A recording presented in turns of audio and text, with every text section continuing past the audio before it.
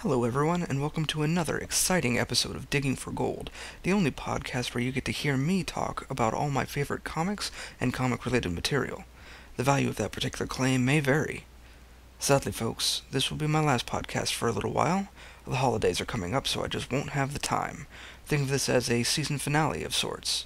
I'll be back after the new year with an updated format and a new zest for life, which might last all of 2 weeks into January, but such is life. In honor of the season finale, I've prepared something a little different this time around, something a little special. Hold on to your bags and boards because it's time for my top 5 ongoing series of 2012. First, a couple of ground rules. Number 1, I'm only evaluating comics released from Marvel and DC. The indie companies have a ton of great material.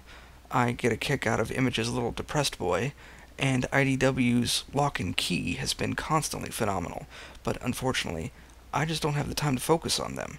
If I decided to start reviewing Image books, then Dark Horse would feel left out, and things would snowball, and I'd eventually die buried under a stack of delicious, delicious comic books. Perhaps one day I'll do an episode focused on one of the smaller companies, but for now, I'm sticking to the big two. Rule number 2, the comic has to be at least in the double digits. This list is for comics that have been great for the whole year. I don't think it would be fair to pick a series that I think is amazing, but hasn't really had enough issues released for me to judge properly. Besides, I'll just tell you right now, Hawkeye would top my list of best new series by a landslide. So, let's just get started. Number 5, Venom by Rick Remender and Cullen Bunn.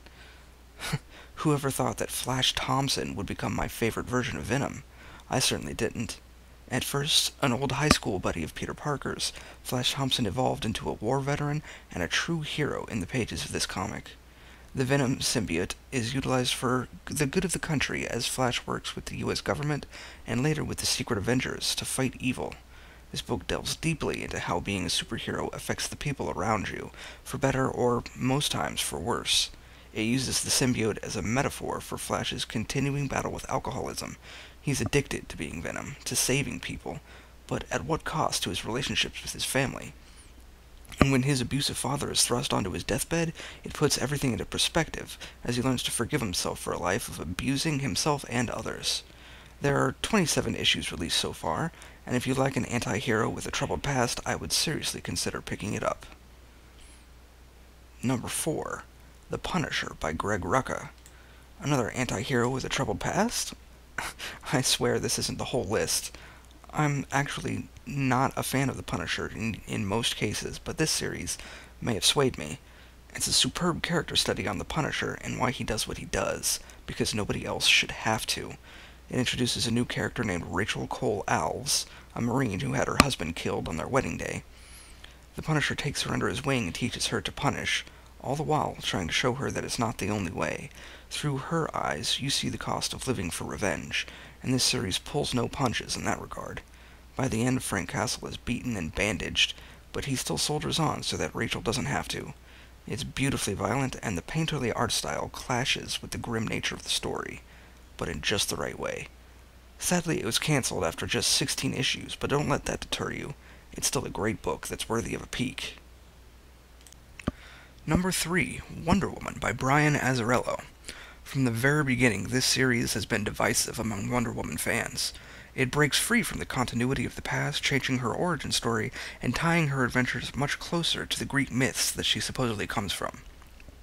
Apollo, Hera, Hermes, and more all show up in a thrilling tale of family treachery that perfectly fits the themes and staples of Greek mythology, with the addition of everyone's favorite Amazon, of course. Wonder Woman is thrust into this world of backstabbing gods when she is tasked with protecting a new son of Zeus, the son who is prophesied to topple the big man himself and claim the throne. It's a great tale with interesting comic book twists on the stories you've read before, and it doesn't hurt that the art is spectacular, if a wee bit stylistic. If you like Greek mythology, or are interested in a female hero that actually has something to offer other than cleavage, then give this series a try.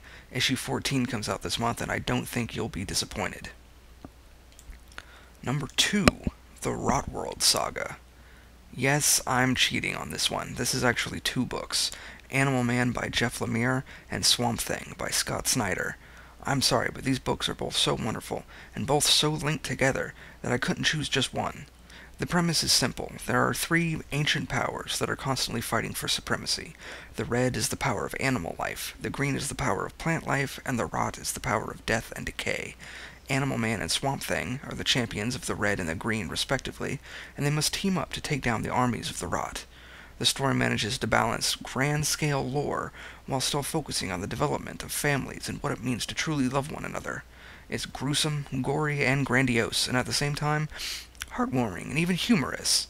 I seriously cannot praise these books enough. Everyone needs to go down to their local comic shops and ask about them. The DC Universe is more than just Batman and Friends of Batman, people. And these stories are the perfect way to introduce yourself to the darker side of the DC Universe. Although, like I said before, the art can get surprisingly disgusting, so weak stomachs might want to take heed. Like all Wave 1 DC comics, both titles are up to issue 14, and the first half of those are collected in trade paperback form.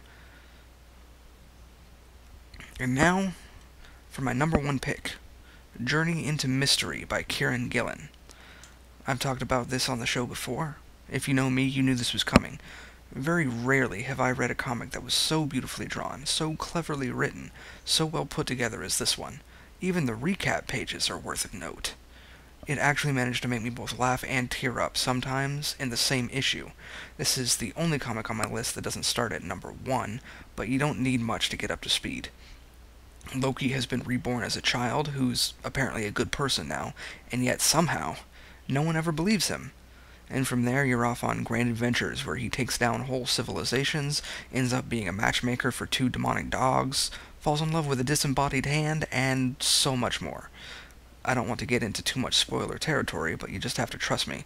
This is the best thing to come out of the comics industry in several years. It's also one of the few Cape comics that has a legitimate beginning, middle, and end, all from the planning stages. As soon as you read the final issue, you'll want to go back and reread the whole series to try and spot all the clues they shoved into the book to tie the whole thing together. Of course, you'll do that only after you manage to scrape your jaw off the floor. If you don't read this series, I will just never respect you, and we all know you want that. It's Journey into Mystery, starting in issue number 622 and ending in issue number 645. So, go get it. Buy it, steal it, borrow it, whatever. Just find a way to read it. You will legitimately come out a better person. And that's my top 5 ongoing series of 2012. Do you agree? Disagree? Do you want to slash my tires for not including your favorite series? Joke's on you, I don't own a car. Either way, be sure to send questions, comments, or death threats to my blog at digforgold.blogspot.com, or just tweet me at redconway. I'm off to grab a leftover turkey sandwich, but I'll be back in the first week of January, so you better be there too. Until then, comics fans, stay golden.